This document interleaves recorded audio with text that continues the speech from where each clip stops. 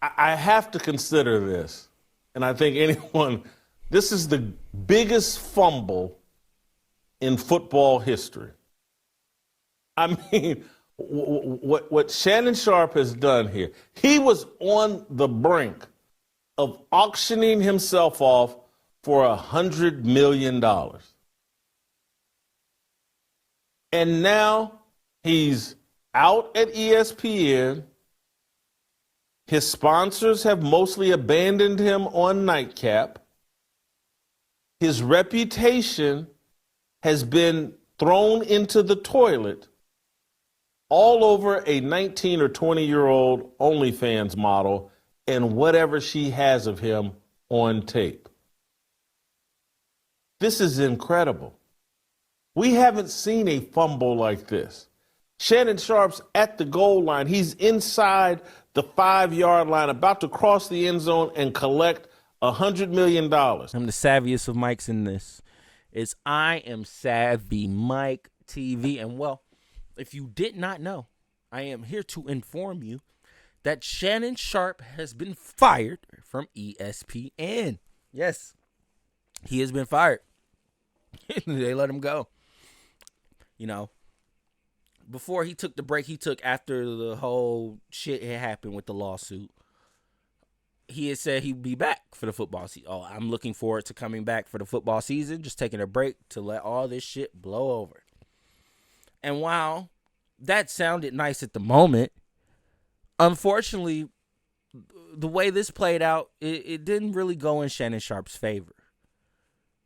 From what I'm hearing, I don't believe this to be true, but it might be true. But from what I'm hearing, apparently he settled for $23 million. He gave Tony Busby and that extorting ass OnlyFans thought $23 million. Now, I don't know why Shannon would do that. Now we have more questions to ask. Because if you're doing that, then maybe that video does look crazier than you were making it seem. Then maybe it was some things you were doing to her that she wasn't approving of in those videos. And in those videos, you could hear her say, "No, I don't want to do that." And you saying, "Shut up, you cracker whore. Get on your back and take this dick." Okay. That might have just got me banned off fucking Twitch. I'm just referencing. I'm saying, if that's what it was, then that is really bad. That's what I'm saying, Twitch. That's what I'm saying, Twitch, YouTube, everybody. I'm just playing it out. I'm playing. We don't know what the video was, so I'm just speculating as to what it could be, as to what it could have been, and because this does it. Come on, Twitch, YouTube. Come on, Twitch, YouTube. Come on, talk to me. This is spooky. Not only did he get fired, but he had to give her 20 mil, 20 plus. Maybe Shannon is a nasty ass nigga. And maybe just to get this to really blow over and not get exposed more for being a nasty ass nigga, it's like, give her the 20 mil. Let's end this right now. I just, that's the only reason Diddy settled. The only reason Diddy settled is because Cassie had a story to tell. And it was a very fucked up one. At least for her sake, while that's a debate. At least at this point it is, for sure. Especially seeing how that trial ended. Either way, I've gotten myself canceled enough. Let's hear Shannon Sharpe address it. And then we're gonna get into what are we gonna get into? There's something else we was gonna get into after this. Jason Whitlock. Jason Whitlock had something to say about it, so we're gonna listen to all that. Let's listen. To get started, obviously, I'm sure everybody's heard the news by now that I will not be returning to ESPN. I found out this information a little earlier in the week, and really the only thing that I really ask is, like, guys, could we wait until Monday? My brother's going into the Pro Football Hall of Fame. I really wanted to be about him, and I wanted to be about my family. I know this coming out will overshadow everything that he's worked his entire life for. And unfortunately, it didn't happen that way. And so as I told him, as I profusely apologized to him earlier today, he said, "Bro, stop apologizing. You don't have to apologize. I'm your big bro. I'm gonna love you regardless. We all make mistakes. We've all, and he says, bro, I love you. So I'm done with this. You're done with it too. Move on. And I really enjoyed my time at ESPN. It gave me an opportunity to bring my audience that saw me really just grow. They saw me, Lakers in 5, and they saw me say all these analogies that my grandparents gave me, and I was able to bring that to ESPN. So I'm very, very grateful for that. But I just wished, of all things, like I said, hey, they did what they felt they needed to do, and I'm at peace with that. But I just wish, guys, this thing could have waited until Monday, because I hate the fact that I'm overshadowing my brother, the first two brothers in the Pro Football Hall of Fame, and this is what the headline's going to be for the next couple of days. So, bro, again, I know you told me this, I don't have to apologize, but I'm going to do it one final time tonight, and I won't apologize again. I'm sorry that I upstaged you in this manner. That was never my intent. You've been my hero. You've been my role model from as long as I can remember. And I apologize, and I thank all my fans for supporting me when I was at ESPN and every place that I've been, be it Club Shay Shay, Nightcap, Undisputed, ESPN. Thank you guys for your support. Yeah, this is odd. I'm like really starting to wonder what the fuck was in them video. Why settle? Like why settle? Like there should be, like, you should have fought this. You should have kept fighting this. Oh, my brother is about to go into well, at least let me wait until after he get into the Pro Football Hall of Fame, then I can settle. If I didn't want to overshadow. No, you were ready to get, the football season was approaching. This case was taking way longer than it was. Now, while the chick wasn't showing, that's what I'm saying, Shannon, honestly, you kind of had it in the bag. Why did you settle? Why settle? She was not showing up to court. Literally, I'm telling you, I was kind of shocked by that too. I was like, bro, when I saw that, I was like, oh, Shannon got this in the bag. She ain't even showing up. This is definitely extortion. Like, she ain't even taking this seriously enough to be there to kind of at least say, hey, he did all the things that I'm accusing him of doing to me. He did that. And I want this bread. She ain't even there. I had so many questions. I had so many questions after that. And then he settled. And I'm like, what? You got it in the bag. She's not showing up. Why are you settling?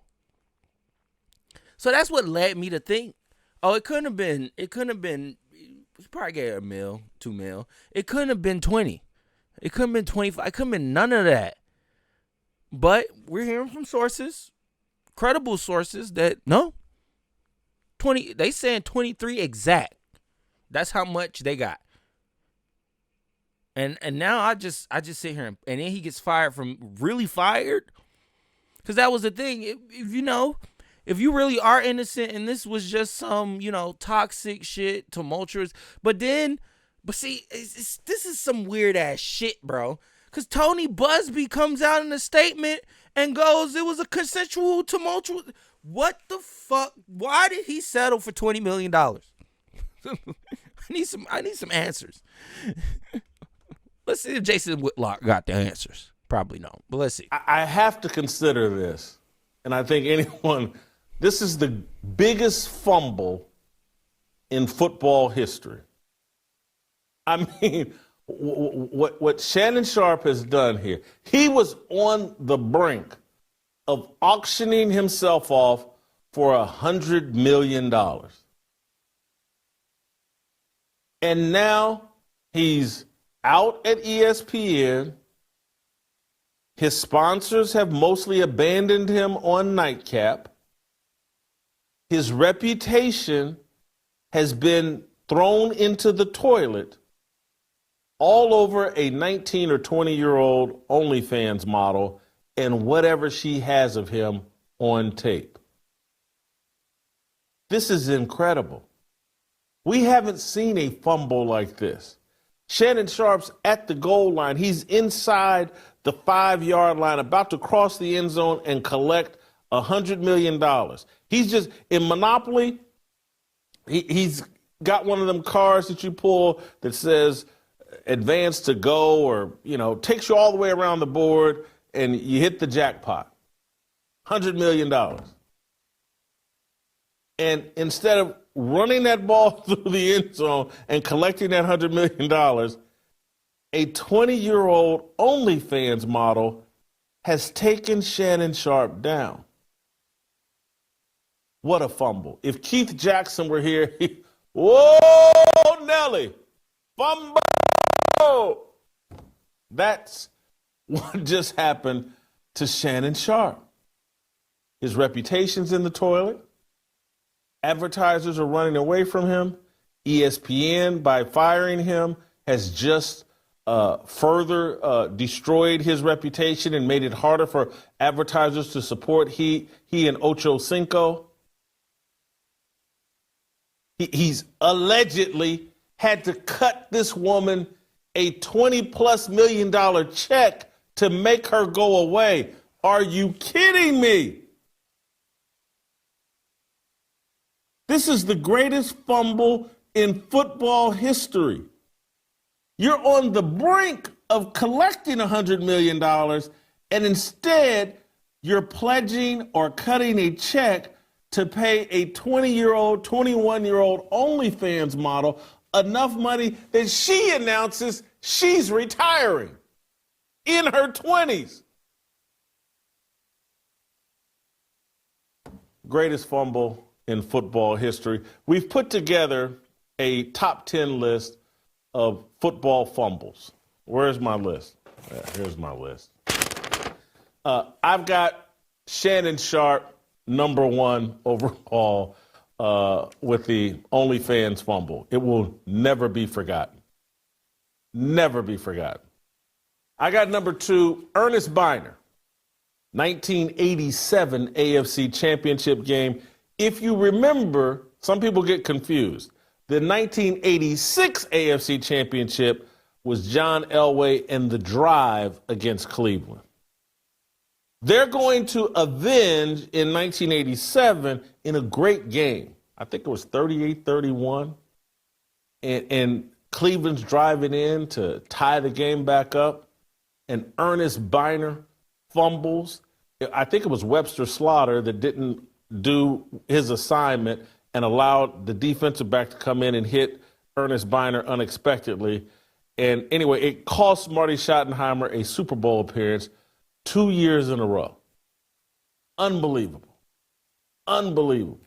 Number 3, I've got the Miracle at the Meadowlands, 1978.